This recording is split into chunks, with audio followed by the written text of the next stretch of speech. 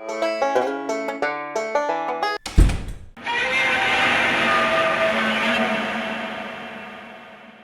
everybody, Yankee here.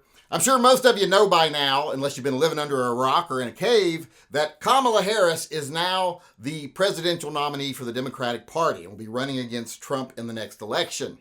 What we don't know yet is who's going to be her vice president, who's going to run with her.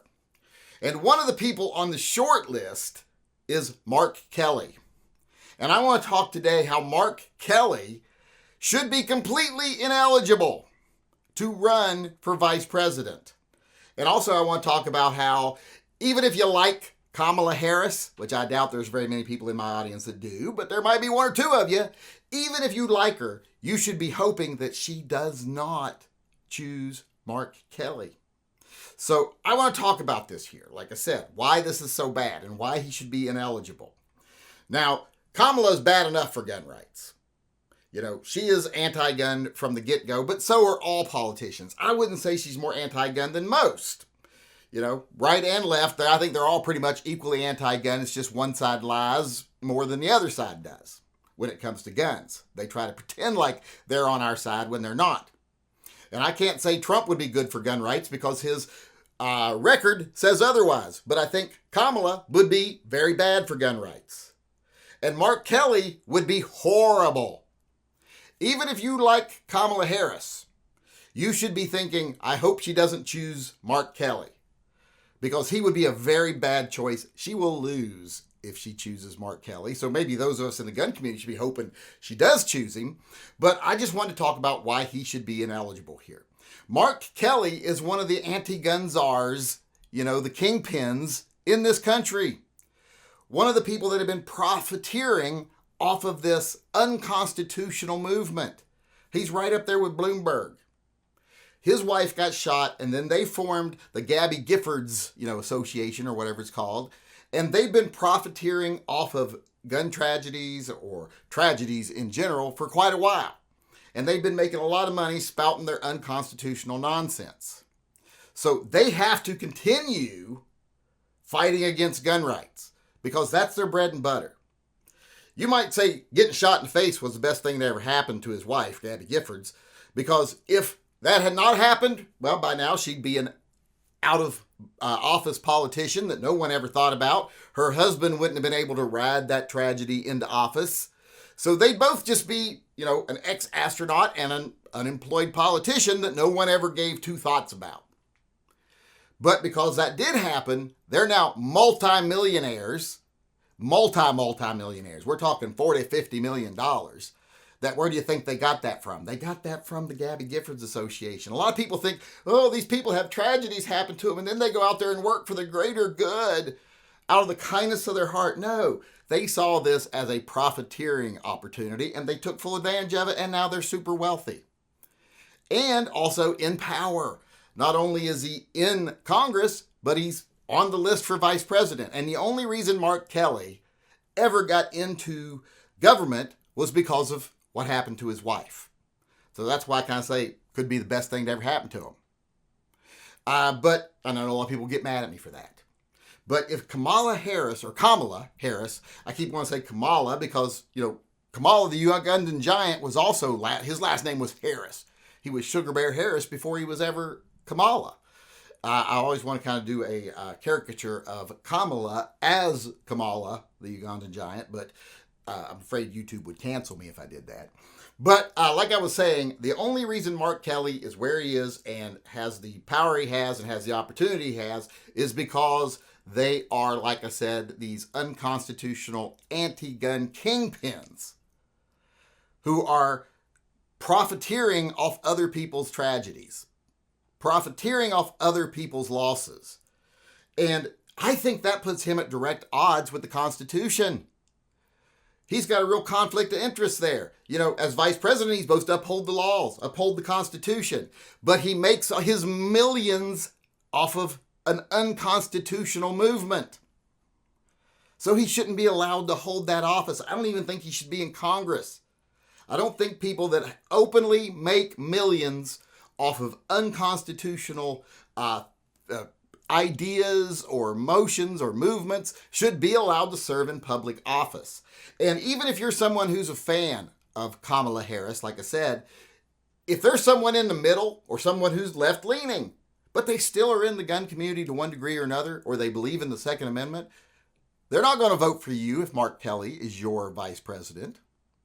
So do not select him, period. Choose someone else. I mean, I don't really think it matters all that much, but choose somebody else. Because if you do win, I don't want Mark Kelly being in there. I don't think anybody else does either. I think I'd rather just have to deal with Kamala than I would with Mark Kelly, because he's going to push that anti-gun agenda to the top of the ticket, the top of their list of priorities, because that means more money for him and his wife. You know, they'll get into the hundreds of millions if they can do that. So that would be his top priority, because that's been his priority in his political career, is to shore up and to further his profiteering endeavors outside of his office. That's what he's done since he got in office. That's what he would do as vice president. And because of that, I don't think he should be the vice president. Just like I don't think an oil company executive should be the president. I don't think someone that is stringently anti-gun and willing to profit off of these unconstitutional ideas should be able to stand up there and take an oath to uphold the Constitution, because they're already not doing it. And they're making millions off of it. So he should not be eligible to run. And hopefully Kamala is smart enough to not choose him. Because like I said, Kamala is a threat in herself, but nowhere near the threat someone like Mark Kelly would be. Because at least Kamala only gets donations from these organizations.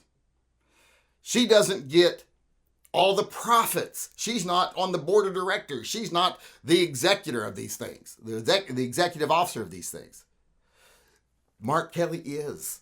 Him and his wife directly profiteer off this.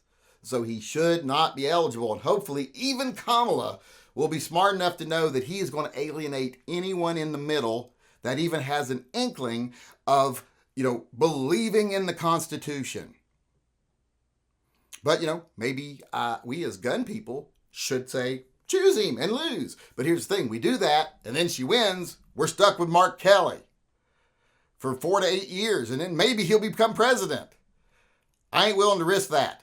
I would rather see Kamala be president for 4 years, because I think that's as far as she'll make it, with someone else as her vice president, than I would see Mark Kelly be vice president any day of the week. Because there's not really other strong options right now. We don't got a lot of strong candidates on either side. And I know this is where the Trump tards are going to be like, boo, boo, unsub. If you think Trump is a strong candidate, then I say you should probably do some educating yourself. If you think Trump cares about you, well, then you're the king of gullibility as far as I'm concerned. Because he don't care about us at all. He cares about Trump, just like all politicians do. And I'm not saying he's as bad as Kamala, but I'm saying he ain't a great option. We don't have any options in this country that are great right now. So like I said, I just don't want to risk Mark Kelly as vice president.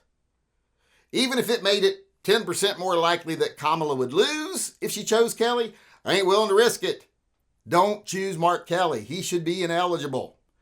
Because that would be one of the worst things that could happen to the gun community, is Mark Kelly become vice president of this country and further his own profitable agenda of going after our constitutional rights instead of upholding the Constitution. Like I said, he's already shown that he's not upholding the Constitution. He's anti-Constitution. So how can he stand up there and take the oath? So just wanted to come on here and say that, because I know a lot of people are talking about, I hope she chooses Mark Kelly because I think it'll make her lose. Don't bet on it. There ain't a lot of people that make their decisions nowadays politically on gun rights. So even if she chooses Mark Kelly, I still think she's got a close to the same chance of winning, and that ain't something we could risk. So even in the gun community, we should be hoping that she does not choose Mark Kelly, because like I said, 4 years of Kamala would be better than 8 years of Kamala with him as the vice president. Or even 1 year of her as president with him and the vice president. I'd rather have 4 years of her and someone else than 1 year her and Kelly, because he's going to push this anti-gun agenda to the moon, because him and his wife would love to become billionaires instead of just the multimillionaires they have become over their unconstitutional behaviors.